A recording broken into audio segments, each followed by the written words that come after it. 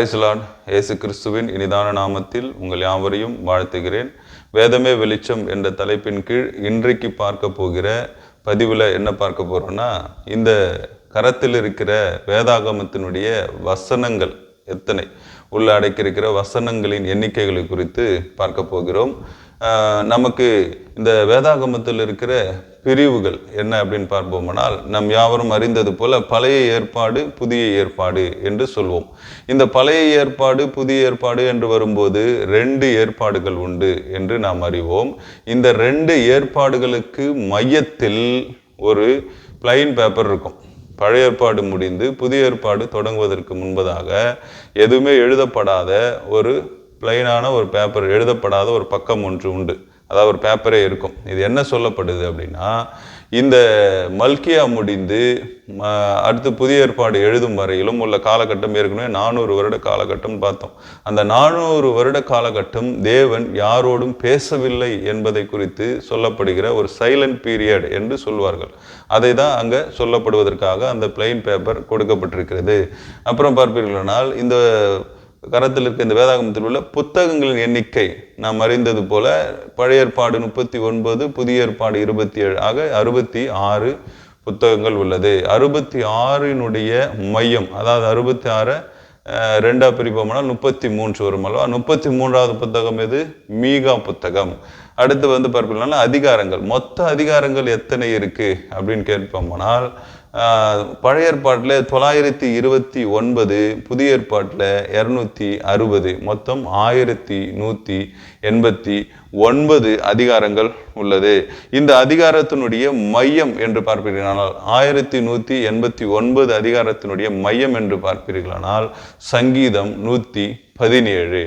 அதுக்கப்புறம் வசனம், எத்தனை வசனங்கள் இது உள்ளடக்கியிருக்கு அப்படின்னு பார்ப்பீர்களானால், பழைய ஏற்பாட்டில் 23,146, புதிய ஏற்பாட்டில் 7,957, மொத்தம் 31,103 வசனங்களை உள்ளடக்கியிருக்கு. இந்த வசனங்கள், மொத்த வசனங்கள் 31,103. இதனுடைய மையம் அப்படின்னு பார்ப்பீர்களானால், நாம் யாவரும் அறியாத ஒன்று என்ன தெரியுங்களா? எல்லா ஆராதனையிலும் இந்த வசனத்தை நாம் பயன்படுத்தாமல் இருப்பதே இல்லை. என்ன வசனம் தெரியுங்களா? சங்கீதம் 103. என்ன வசனம்? என் ஆத்துமாவே கர்த்தரை ஸ்தோத்திரி, என் முழு உள்ளமே அவருடைய பரிசுத்த நாமத்தை ஸ்தோத்திரி, என் ஆத்துமாவே கர்த்தரை ஸ்தோத்திரி அப்படின்னு சொல்றேன் இல்லைங்களா? அந்த வசனம் தான் இந்த மொத்த வேதாகமத்தினுடைய மைய வசனம். ஆமென். அதுக்கப்புறம் பார்ப்பீர்களானால், இந்த இந்த இந்த வசனத்திலே பாருங்களேன், முதல் வசனம், அதாவது இந்த வேதத்தினுடைய முதல் வசனம் எப்படி இருக்கு? ஆதியிலே தேவன் வானத்தையும் பூமியும் சிருஷ்டித்தார் அப்படின்னு நம்ம வாசிக்கிறோம். அப்போ அந்த முதல் வசனத்துல தேவன் வருகிறார். இதனுடைய மைய வசனத்துல ஏற்கனவே பார்த்தோம் இல்லையா, சங்கீதம் 103 அதனுடைய மையமா இருக்கிற வசனம், இந்த மொத்த வேதாகமத்தினுடைய மைய வசனம் அப்படின்னு பார்த்தோம். அப்போ அதுல பார்த்தீங்களா, என் ஆத்துமாவே கர்த்தரை ஸ்தோத்திரி, அதுல யார் வரா? கர்த்தர் வருகிறார். முதல் வசனத்துல தேவன் வருகிறார், நடு மையத்தில் உள்ள வசனத்துல கர்த்தர் வருகிறார். அப்ப கடைசி வசனத்துல யார் வர்றது? 31,103வது வசனம் யார் வராங்க பார்ப்பீர்களானால், நம்முடைய கர்த்தராகிய இயேசு கிறிஸ்துவின் கிருபை உங்கள் அனைவரோடும் கூட இருப்பதாக. ஆமென். பாருங்க, முதல் வசனத்துல தேவன் இருக்கிறார், இந்த மொத்த வசனத்தினுடைய நடு மையத்துல கர்த்தர் இருக்கிறார், கடைசி வசனத்துல கர்த்தராகிய இயேசு கிறிஸ்து என்ற அவர் இருக்கிறார். அப்ப பாருங்க, இந்த வேத வசனங்களுடைய எல்லா மைய கருத்தும் இயேசு என்பதை நாம் இது மூலியமா புரிந்து கொள்ளலாம். வார்த்தைகள் என்று பார்க்கும்போது பழைய ஏற்பாட்டில் 6,22,700, புதிய ஏற்பாட்டில் 1,60,388, மொத்தம் 7,83,088 வார்த்தைகள்.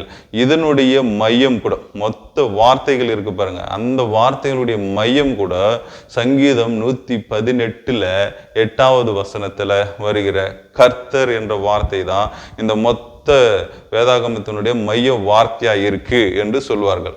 அப்ப இதெல்லாம் ஏன் நம்ம தெரிந்து கொள்ளணும் அப்படின்னா, இந்த வேதம் என்பது இந்த உலகத்தில் உள்ள எல்லா பொருட்களை பார்க்கலும், அதாவது பொன் வெள்ளி எல்லாவற்றை பார்க்கலும் விலையேற பெற்றது என்று வேதவசனம் சொல்லுகிறது.